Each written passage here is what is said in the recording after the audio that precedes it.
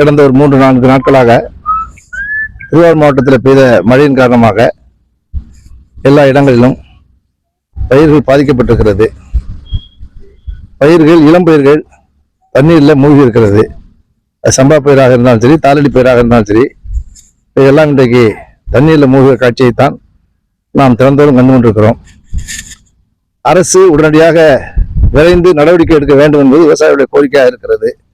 ஆனால் இந்த பகுதியெல்லாம் இன்றைக்கு நாம் பார்த்த இந்த பகுதியெல்லாம் இதுவரை யாரும் வந்து பார்க்கவில்லை, அதிகாரிகளும் பார்க்கவில்லை, வேறு அரசு பெரும்பொருளும் யாரும் வந்து பார்க்கவில்லை என்று மக்கள் தங்களுடைய இயக்கத்தை தெரிவித்துக் கொண்டிருக்கிறார்கள். இவைகளெல்லாம் இது போன்ற நேரங்களில் விரைந்து நடவடிக்கை எடுக்க வேண்டும் என்பது அரசினுடைய கடமையாக இருக்கிறது. அந்த கடமையை சரிவர செய்வதன் மூலம்தான் விவசாயிகளுடைய பிரச்சனையை தீர்க்க முடியும். அந்த அடிப்படையில் இன்றைக்கு விவசாயிகளுக்கு இருக்கிற பிரச்சனை என்ன என்று சொன்னால், பாதிக்கப்பட்ட பயிர்களுக்கு உடனடியாக கணக்கெடுப்பு செய்யப்பட வேண்டும், அதற்குரிய நிவாரணமும் வழங்கப்பட வேண்டும். உரிய நிவாரணம் வழங்கப்பட வேண்டும். ஏதோ கண் துடைப்புக்காக நிவாரணம் என்று இல்லாமல் பாதிக்கப்பட்ட அனைவருக்கும் நிவாரணம் சரியாக முறையாக வழங்கப்பட வேண்டும் என்பது விவசாயிகளுடைய கோரிக்கையாக இருக்கிறது.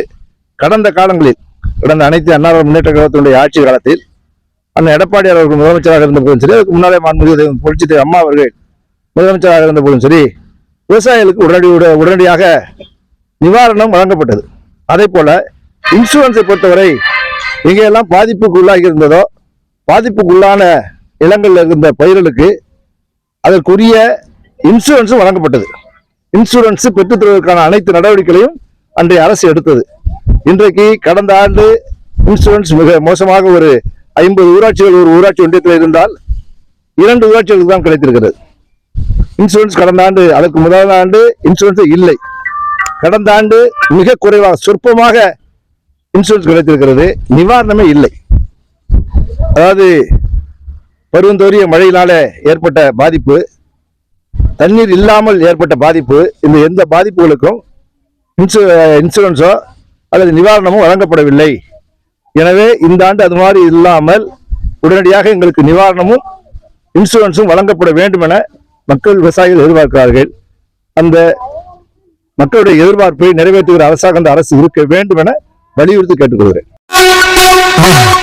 மறக்காம சர்ப்ரைஸ் பண்ணுங்க. தேங்க்யூ.